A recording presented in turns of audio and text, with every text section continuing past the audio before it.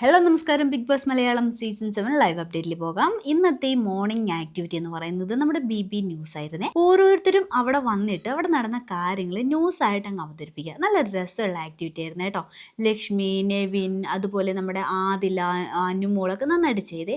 ഇതിലേറ്റവും നന്നായിട്ട് ചെയ്തതായിട്ട് തോന്നിയത് നമ്മുടെ ആദിലയും അനുമോളൊക്കെ ആയിരുന്നു കേട്ടോ. അനുമോള് വലിയ കുഴപ്പമുണ്ടായിരുന്നില്ല, പക്ഷെ ആദില നന്നായിട്ട് ചെയ്തേ. ഇതിൽ ആദില അനീഷിനെതിരായിട്ടുള്ള ഒരു അവസരമായിട്ട് ഇത് ഉപയോഗിച്ചേ. അതായത് അനീഷിന്റെ നെൽപ്പാടങ്ങൾ എന്നൊക്കെ പേര് കൊടുത്തിട്ട് വളരെ രസമായിട്ട് അവതരിപ്പിച്ചു. റിപ്പോർട്ടിംഗ് ആയിട്ട് അനീഷിനെ നാട്ടിൽ പോകുന്നു, നെൽപ്പാടം വിറ്റിട്ടുള്ള പൈസ PR കൊടുത്തിട്ടാണ് അനീഷ് ബിഗ് ബോസ് വീട്ടിലേക്ക് വന്നത്. ഫണ്ണായിട്ടാണ് ചെയ്തത്. അതുകൊണ്ട് തന്നെ കണ്ടിരിക്കാനും നല്ല രസമായിരുന്നേ.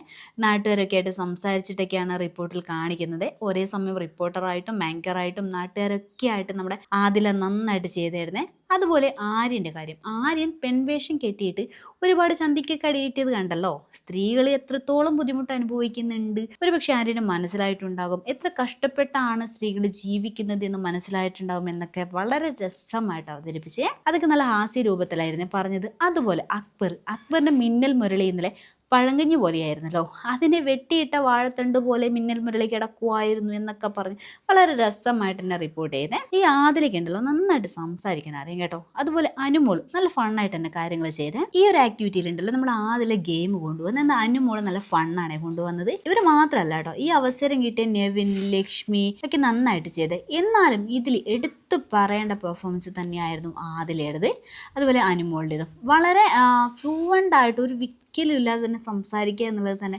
വലിയൊരു കാര്യമാണ് കേട്ടോ. അത് തന്നെയാണ് ഇവിടെ ആദിലയുടെയൊക്കെ അഡ്വാൻറ്റേജ് എന്ന് പറയുന്നത്.